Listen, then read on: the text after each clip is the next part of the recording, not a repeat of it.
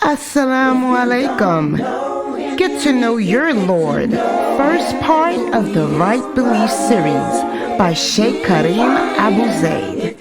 This dynamic literary work of art's main goal is to revive an understanding the names and attributes of Allah.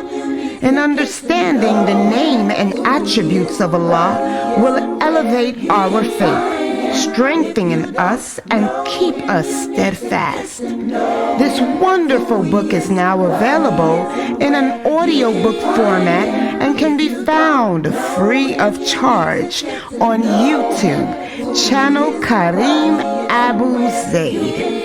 Get to know your Lord. You have nothing to lose.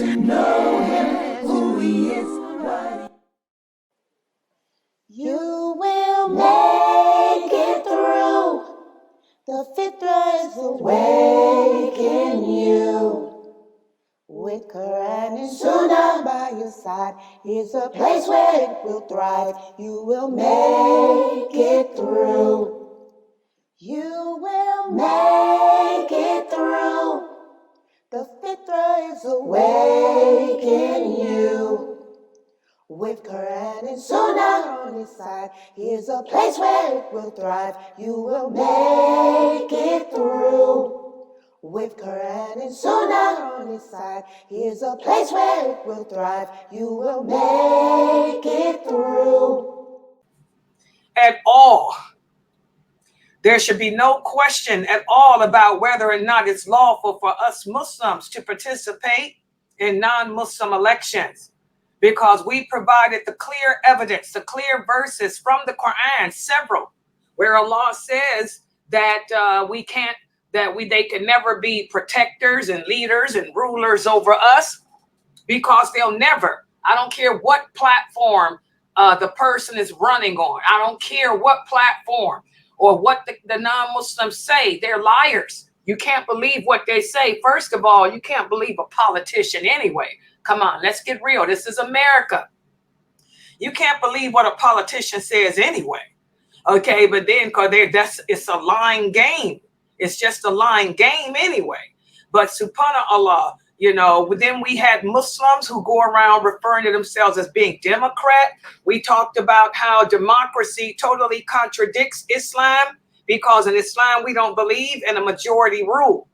Islam is not about a majority rule. Islam is about the laws of Allah, and no one can sit around and vote to change the laws of Allah. We believe in Sharia law. Sharia law refers to the laws of Allah. And we had a young brother ask me a question. He said, Sister Layla, this is for one of my Q&As one day. He said, my imam said that we can't implement Sharia law in America. I told him, why not? Sharia law refers to the laws of Allah. Allah commands us to honor the 10 commandments. Allah commands us to be kind, to be good, to be truthful, to be honest, to be clean, to be distinct, to be intelligent. That's Sharia law. What we cannot implement in America is Sharia punishment. And that's the difference. A lot of Muslims don't understand the difference between law and punishment. This is not an Islamic state. So we don't go around cutting off people's hands and stuff. Okay? But we don't steal. Islam teaches us to not put ourselves in a situation where our hand would be cut off. No stealing, no lying, no cheating, no deceiving. That's Sharia law. So we talked about how democracy totally contradicts that. We don't believe in a majority rule. Okay? And so, anyone that's calling themselves a Muslim and a Democrat, this totally contradicts Islam. Anyone calling themselves a Muslim and a Republican, that contradicts Islam too. A socialist, that contradicts Islam too. None of those titles, we talked about how none of those titles refer to us. So what do? Islam teaches us to implement Wala Wal Bara, to distance myself from that. Okay, I'm an American citizen. I live in America. I was born in America. This is my home. This is my home. But guess what? the earth doesn't belong to me. That's another thing that Muslims have to understand today. The earth does not belong to anyone but Allah. Allah created the earth and he created us and told us to go out, multiply, and live on it, seek our jobs, careers, life, whatever. The earth belongs to Allah. Okay, so we live here in America. We abide by the rules. We talked about how the Prophet Muhammad sallallahu alaihi wasallam told us, even though a non-Muslim can never be a ruler over us, we still abide by their laws. We don't disrespect their laws. So what am I? I'm an American Muslim citizen. I live here in America. I abide by the laws. I don't rob. I don't cheat. I don't steal. Okay? I don't run red lights. I take my garbage out every Saturday to the curb. I abide by the laws. But I distance myself from creating them. I distance myself from creating those laws that contradict my belief system. We answered the question, can a Muslim run for a public office? Yes, as long as the office you're running for is not an office that contradicts Islam. For example, city council. I live in no man's land. No, I want to run for city council. I want to be a member of city council so I can help create rules and laws, such as on Thursdays, the garbage gets picked up. Also, we're going to do away with kids bringing guns to school.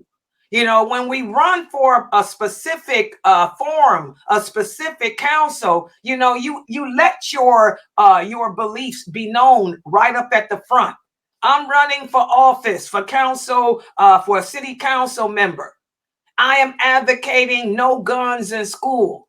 I'm advocating that all kids get a good school education. I'm advocating that laws be tougher laws be created to keep the people from robbing us. I'm advocating health care for the elderly. Oh yeah.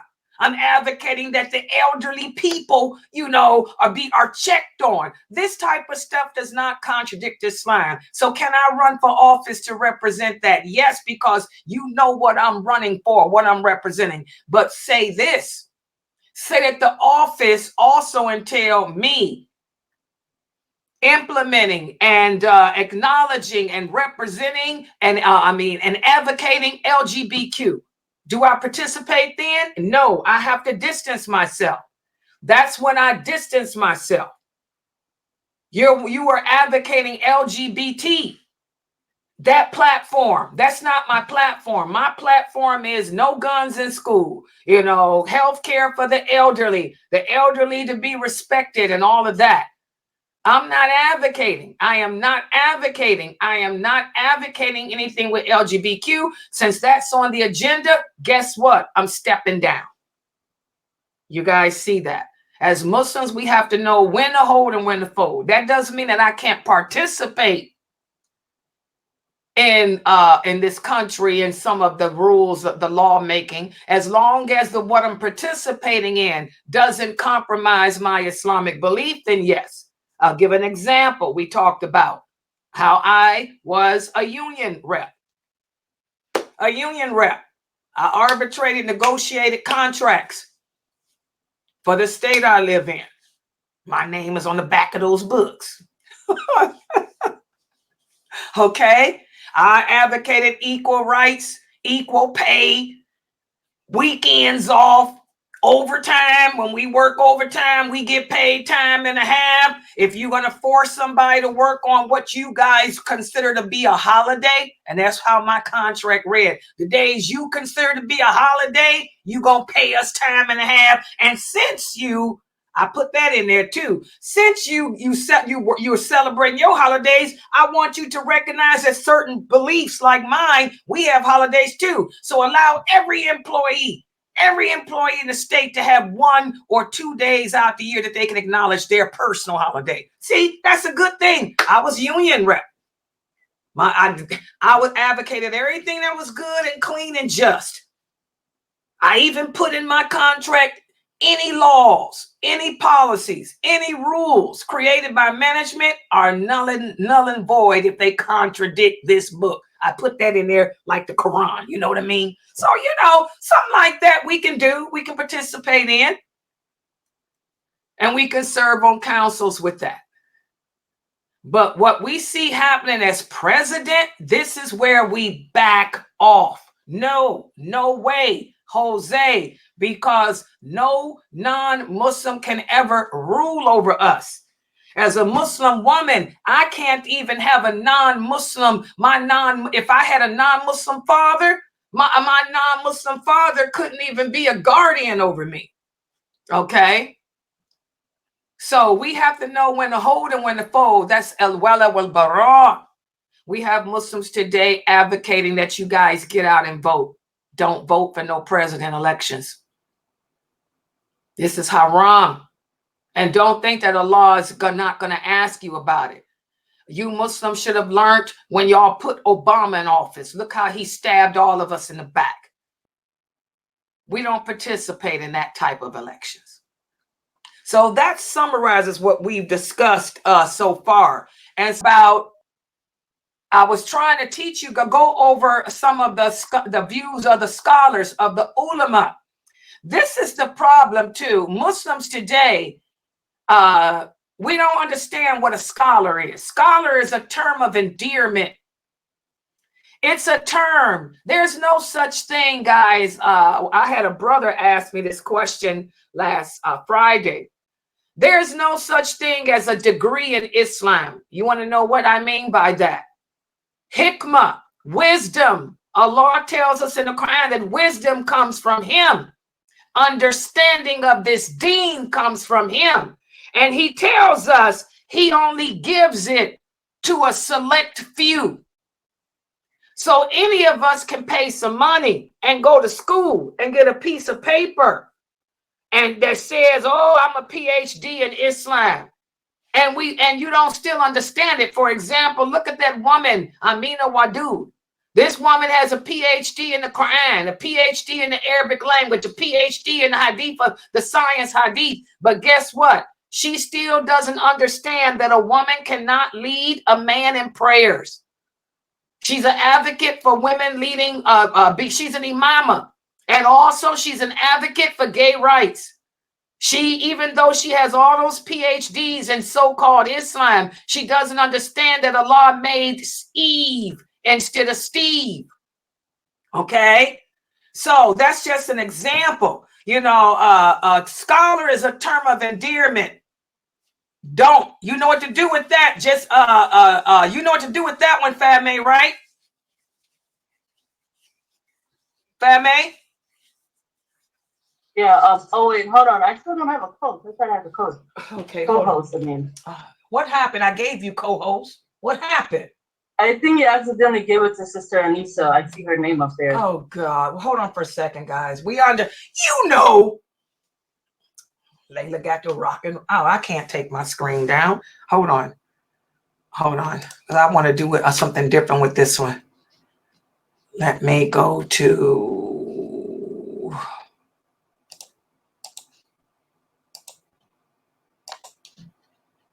All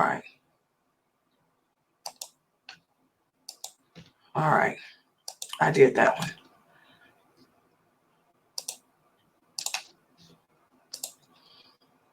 Yeah, I tell you guys, war. Gaza's not the only war. Oh yeah, what is Anissa doing, a co-host? Girl, she'll be all on that a microphone. Yeah. All right, there you go. The war. There's so many different branches of types of warfare that we Muslims engage in. It's not just Gaza. We doing jihad on this internet, man. Layla's under attack. But your girl is a fighter. I'm like Aisha on that camel. Hello, give me my Bantus, and we taking them out one by one. Me and Pam. Okay. Scholar is a term of endearment. Just because a person calls himself a scholar doesn't mean nothing. They may know how to pray better than you. They may have more knowledge of Islam than you. But are they a person that the rest of the Muslim Ummah recognize as a true person of guidance? That's the question. So I'm not talking about these American brothers and sisters who have become famous, that you guys made famous because you like the way they look, you like the way they speak, they're soft-spoken and all of that stuff, just like the prophet said they would be, speaking soft, and they have no passion, just soft, you know. You made them scholars, but does the rest of the ulama consider them a scholar? No.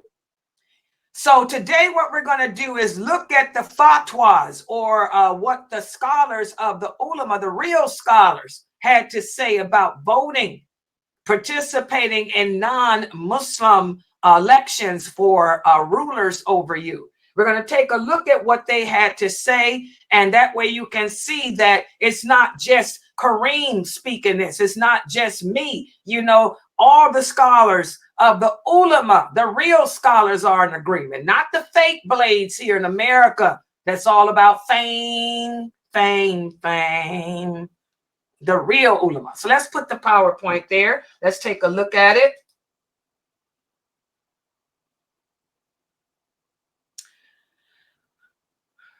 Okay, and again, oh, is this the right one, y'all?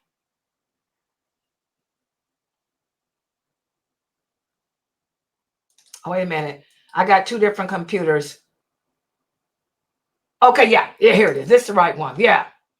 I want everybody to take a look at this fatwa here. This fatwa is this is from Sheikh bin Baz. Sheikh bin Baz is no longer with us. He was one of the true scholars of the ulama. And let me also make this bigger, since I'm going to have to switch to that part. I want y'all to look at this. He said, it is not permissible for a Muslim to vote for any candidate who openly contradicts Islamic law or principles, whether they identify with communism, secular democracy, or any other ideology that is incompatible with the laws of Allah. Doing this will imply that you, the voter, is assenting to be represented by someone who can enact policies and make decisions contrary to Islamic principles. And such a representative could leverage their position to foster un-Islamic policies and facilitate the spread of these ideologies among others in the jurisdiction, like what you guys did with Obama. You Muslims fell for the okie doke that Obama gave. Y'all all went out and voted, led by these brothers from Texas and stuff. Y'all went and put him in office. And what's the first thing he did? He sent the weapons to Israel to kill all Muslims with. Number one. Number two, he made LGBTQ marriage, legal in America. First country on earth to do it. Okay? This is why we don't vote for non-Muslims, because I don't care what they promise you. Unless their whole platform is in sync with Allah's laws, we have nothing to do with it. And I don't want to hear about the good outweighs the evil. Oh, no, not in this case. A non-Muslim can never outweigh the evil because they don't believe in Allah. That's it. There is, even if there's one or two things good about him, he's still a non-Muslim. He still doesn't believe in Allah. So we can't trust in them. Like Allah says, don't trust them. They only want to see you fail. They'll never. Allah says in the Quran, the non-believers, if you take them as allies and supporters and helpers and rulers, they'll never have your interests at heart. They'll only rule to defeat you. So there's no good in that. And this fatwa was issued by Sheikh bin Baz at the World League of Scholars. And all the scholars signed it and agreed to it. These are real scholars, okay? So Muslims should not run for office to join a government outside of Islamic law. So, okay, again, like we talked about with city councils and stuff like that, that's different. But can I run for president of the United States? Unless I change everything, no. Number one, When you run for president of the United States, you have to swear by the Constitution. That's shirk. That's shirk in and of itself. As Muslims, we can't swear by anyone or anything but Allah. And as president of the United States, you're going to have to, this is a democracy. This is a majority vote rule. So we can't run for no office like that. And we also can't vote for candidates who are running for those offices. But an exception can be made if the candidates and the voters believe that participating in an election will allow us to implement the laws of Allah. That's the difference here. And we're going to talk about that. Okay. For example, this is the example I gave the other day. Muslims serving in non-Islamic government bodies have successfully advocated for halal food options in public schools. But this was a non-Islamic governing body, such as a council or the PTA. I'm on the PTA, or I am on the school council board. I am a school council board member. So I'm advocating for halal food options to be included. You know, this has worked. So, you know, like I said, we can run for positions like that and advocate that. So what type of elections can we participate in? This is what I talked about the other day before I got nuked down. We can run and participate in government councils. Government councils. Because participating in government councils, it allows us to be able to implement the good, to promote what's good and prevent what's evil. For example, I could be a Muslim council, city council member, and I want to propose to legalize interest-free financial transactions, interest-free bank accounts, which is why we have them. There were some Muslims that advocated that. And we have interest-free checking accounts, interest-free bank accounts.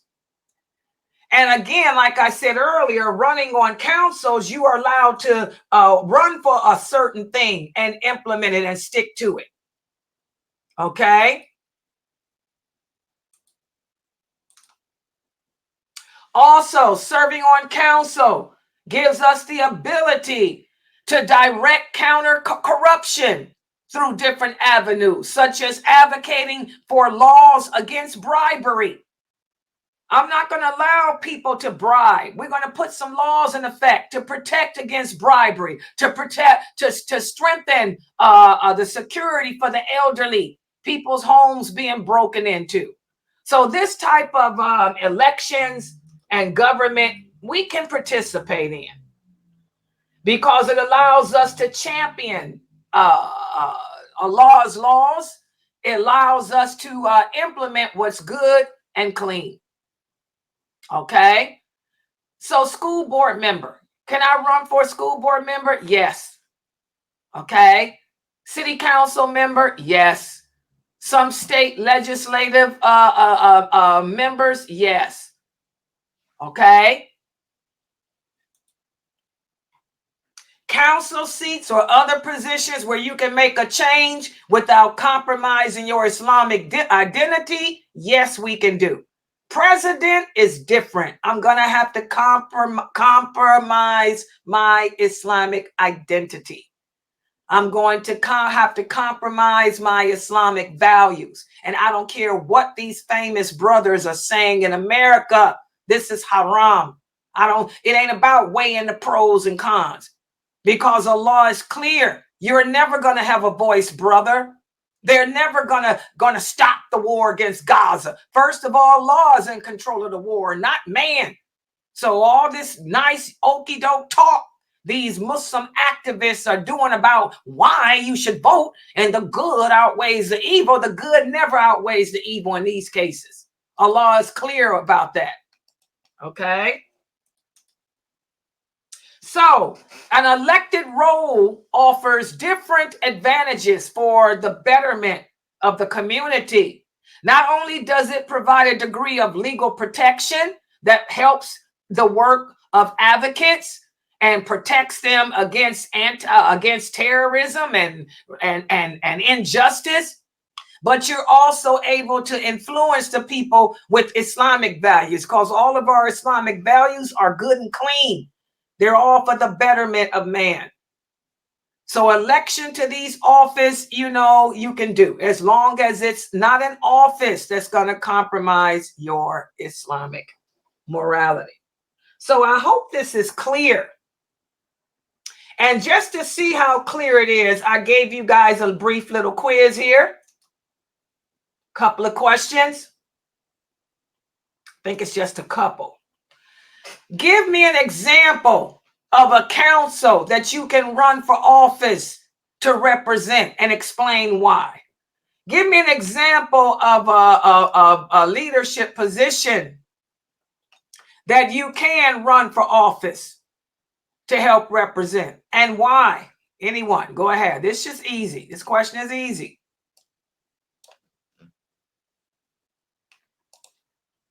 Give me an example of something that I can run for, an office I can run for, because it's not going to contradict my Islamic morality.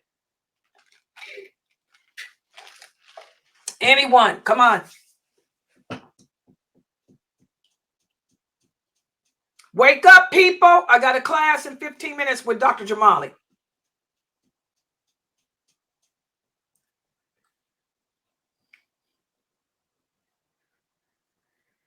Okay, like I said, PTA. I can run for a PTA, a board member, a school board member. Good job. A city commissioner. Oh, yeah, I could do that. What else? Another examples. Can I run for, oh, no, I'm going to say that for the next question. City council to get Eid as a city holiday. Good job, Goldie. Go ahead, person in Zoom. Go ahead. I could run for like the in our job we have like a safety council or safety group, and we organize like how people can not get sick at work or just situations like that. So something that benefits everyone. Exactly. Or a health board member, the board of health. I can run for the board of health, a member of the board of health. Good job. Like I gave an example, a union representative. Also running for like student council when you're in high school and stuff. This would help you later on with your college degree to get accepted easily, because those people help with like, the overall concerns of students and how to make positive changes that benefit the school and the students and also the community. Exactly. Student councils. Yeah, things like that we can do, guys. But again, when it comes to the big guns like President of America and all that, now we got a little problem. Unless you're going to take out that Constitution. That's the first thing. You got to swear by that Constitution. And that Constitution of America states indivisible and separation of religion. You're going to be swearing that you're going to separate your religion from the state. In other words, you're not going to allow your religious beliefs. You're swearing to not allow your religious beliefs to interfere with government or not make you biased. Okay, what about this question? Uh-oh. Working two computers. Give me an example of an election that you cannot participate in. Besides president, what's another type of election I cannot participate in? Okay, that's a good question. What do you think? If it's a council that's advocating equal rights for gays, can we participate in that, guys? No, that's common sense. No, we don't have enough. That's just like, what if they were advertising, it was a council that was advocating the legalization of marijuana. Can we participate in that? The council is advocating the legalization of marijuana. No, they're advocating anything that contradicts the laws. That's when we say, I can't be a part of this. I can't be a part of that. That's why you have to be careful, Sister Amina. That's why since America passed the law, that's the whole point of my classes. We shouldn't be participating in this political crap, period. Not in that level. Not on that level. Muslims need to shut up and sit down. That's what I've been telling you guys. And in regards to American politics, we need to shut up and sit down because it's not our concern. We need to do just like those Jehovah's Witnesses are doing, just like the 7-Day Adventists. We don't have nothing to do with that crap. I ain't got nothing to do with it because your policies are too severe.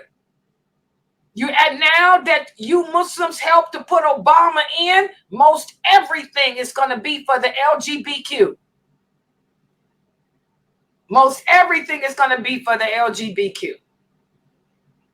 All right. Okay. Also, we can.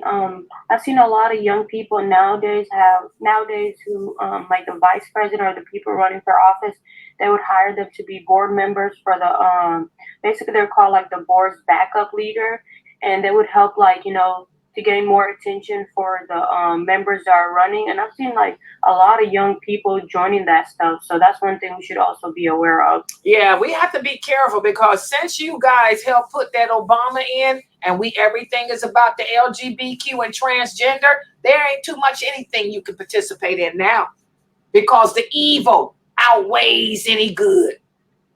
Evil outweighs any good.